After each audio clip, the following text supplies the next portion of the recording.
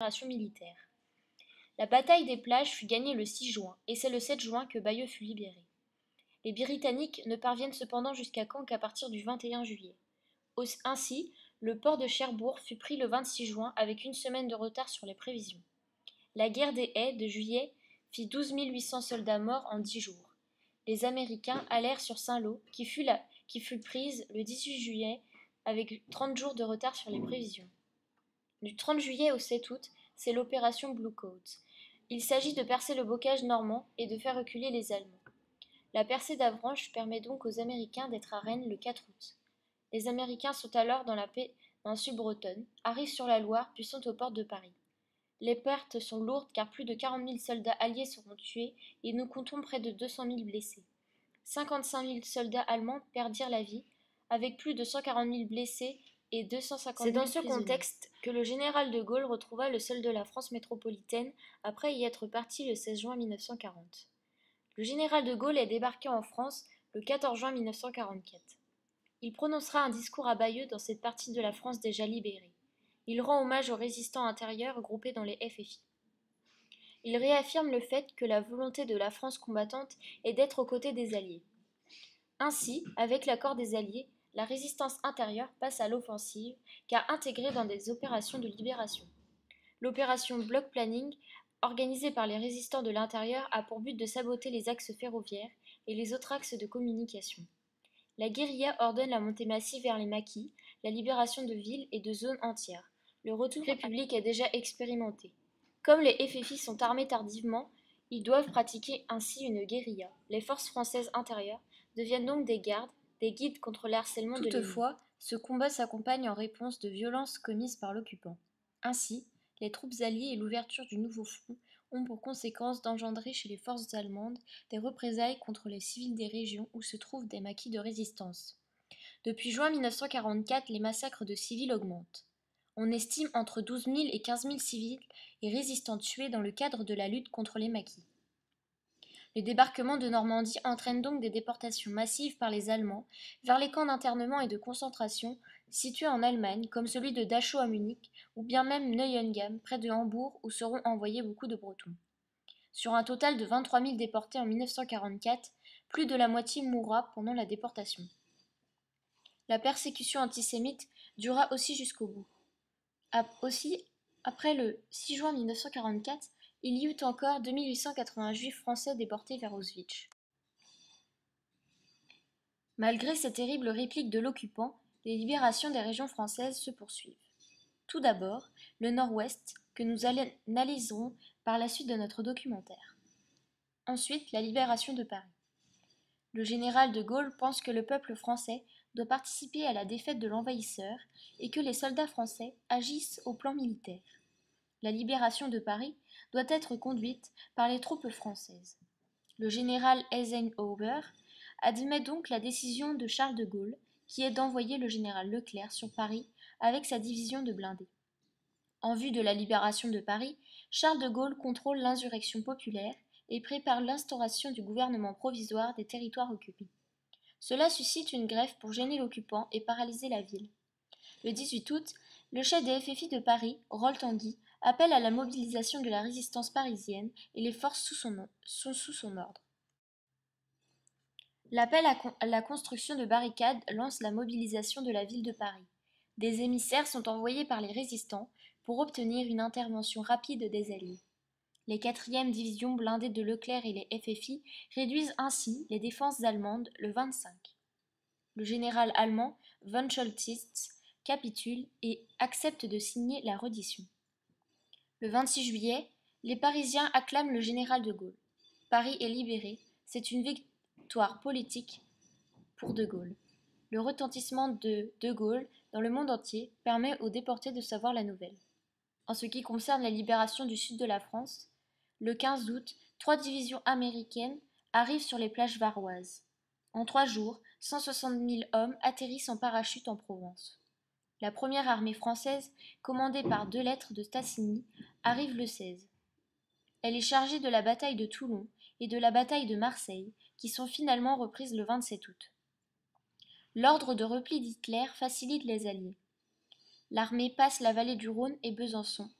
Les unités alliées empruntent la route de Napoléon dans les Alpes. Grenoble est libérée le 22 août, 2 mois en avance par rapport aux prévisions. Les FFI profitent de l'évacuation allemande pour libérer l'Ardèche, la Haute-Savoie, l'Ain et le Jura. Le 12 septembre, les forces de Normandie et de Provence se rejoignent en Bourgogne. Les FFI sont intégrés à l'armée. La Bourgogne est libérée avec 4 mois d'avance. La libération du sud-ouest et du Massif central sera effectuée quant à lui par les FFI. La venue des Alliés en Bretagne et le débarquement de Provence obligent le haut commandement allemand à évacuer les troupes du sud de la Loire le 17 août 1944, mis à part les garnisons des ports atlantiques. 100 000 combattants et personnels allemands vont vers la Bourgogne. Ils sont opposés au FFI. C'est sur les versants est et sud du Massif central que la retraite est menée de la vallée du Rhône.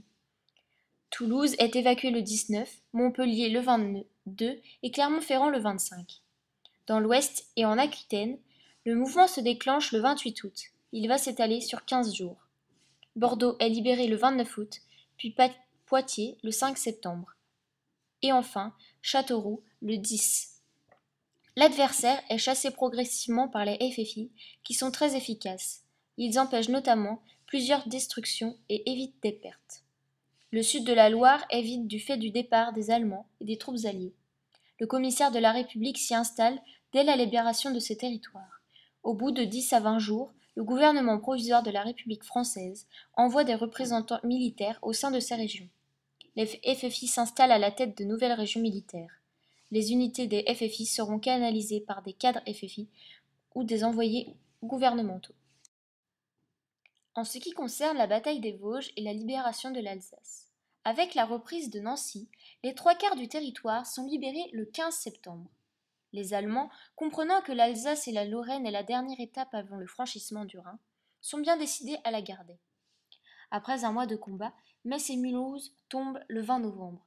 L'armée française de Leclerc s'empare de Strasbourg. Ils hissent alors le drapeau français sur la cathédrale.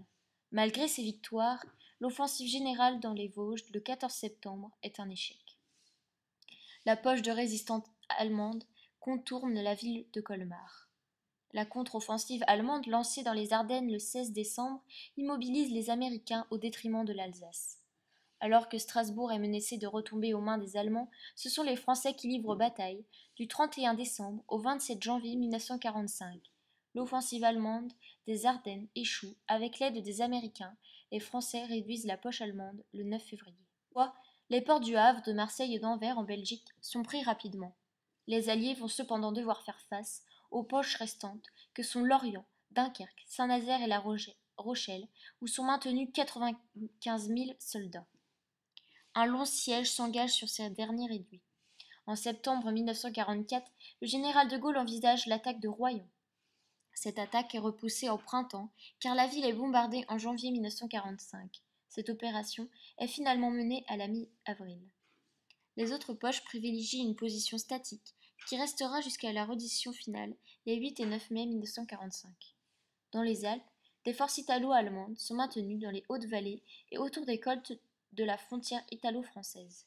Les opérations en montagne sont dirigées au printemps 1945.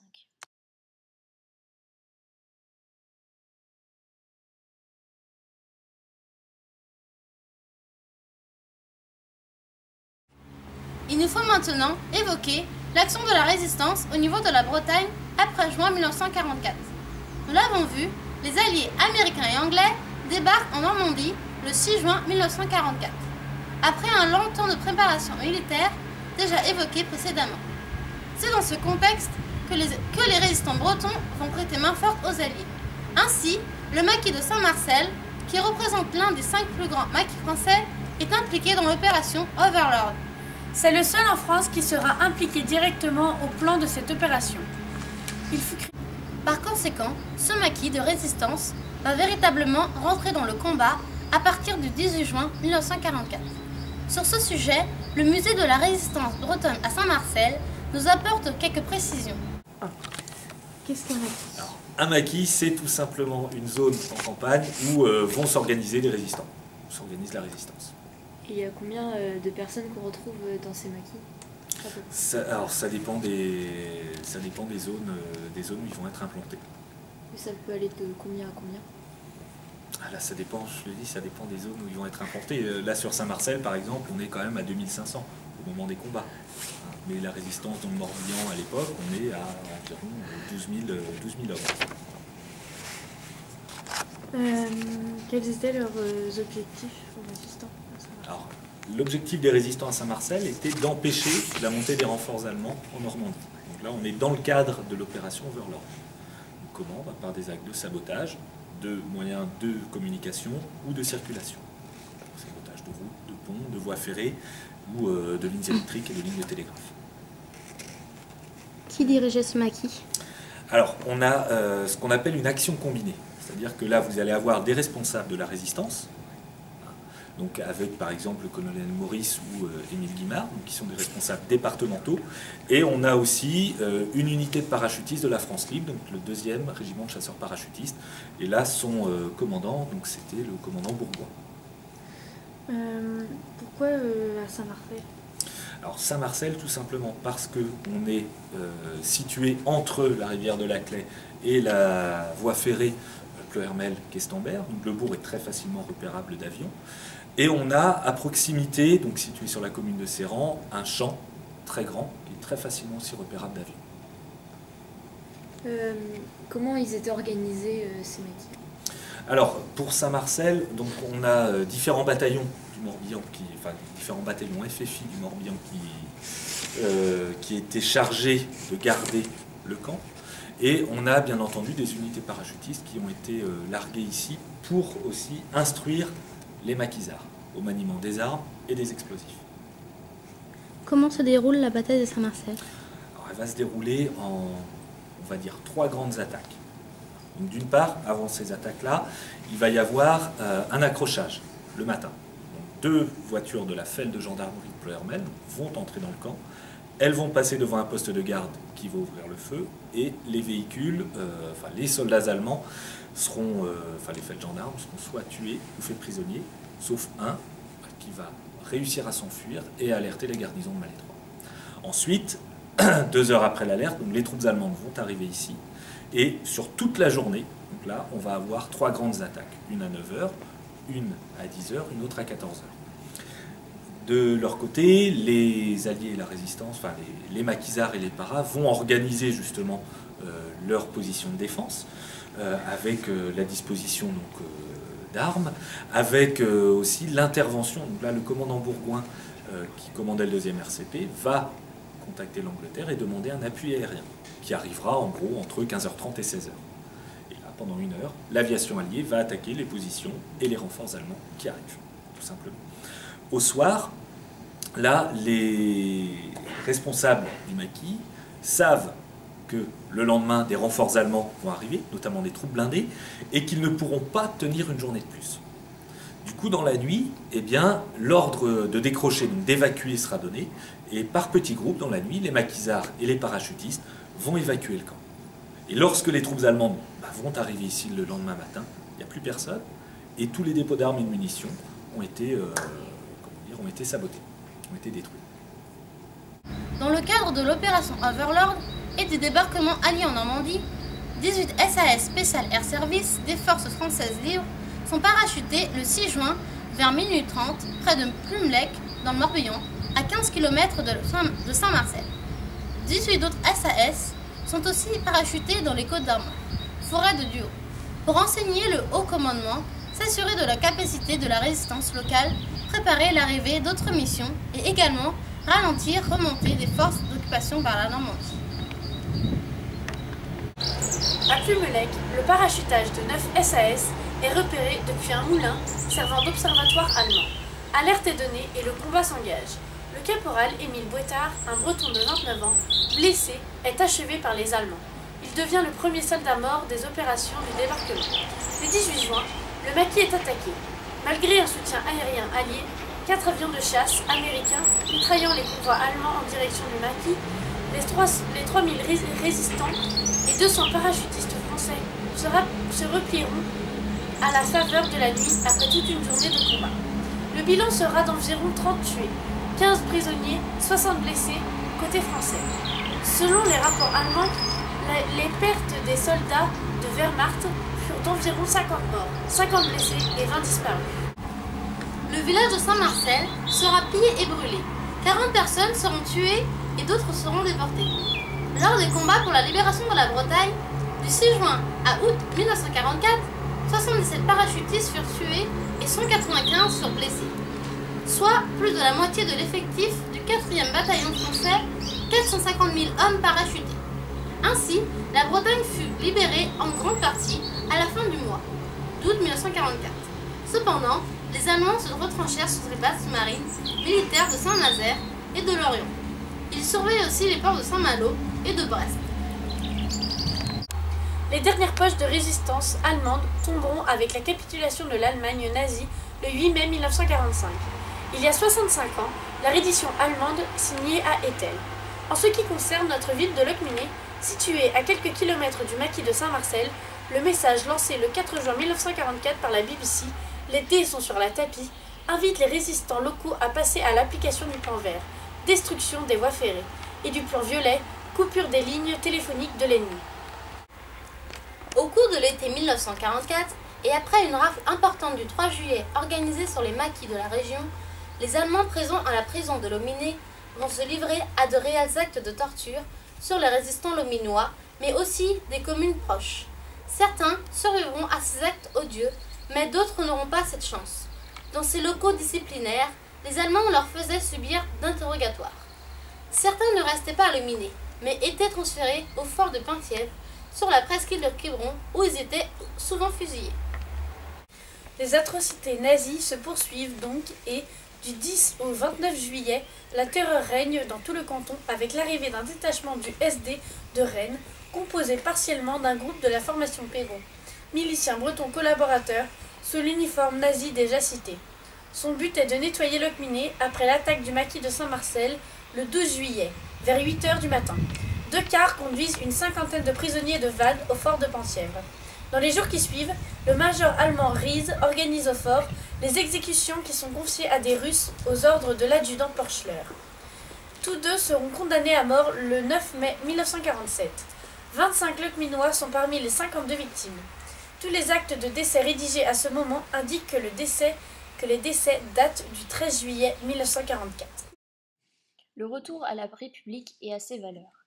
Voyons maintenant comment l'action de la résistance a pu permettre le retour à la République et à ses valeurs. Pendant la guerre et sous l'occupation allemande du territoire français, les résistants pensent déjà au lendemain. Ce n'est pas seulement libérer le territoire national qui est en jeu, ils se donnent aussi comme mission de restaurer une république qui accorderait davantage de droits aux citoyens et citoyennes de la nation. C'est dans cet objectif qu'est créé le Conseil national de la résistance, qui devra être l'ébauche d'un premier gouvernement de la France libre. Celui-ci décide donc de revoir l'organisation politique, économique et sociale de la France. Ainsi, en 1943, Jean Moulin parvint à créer une unification des différents réseaux de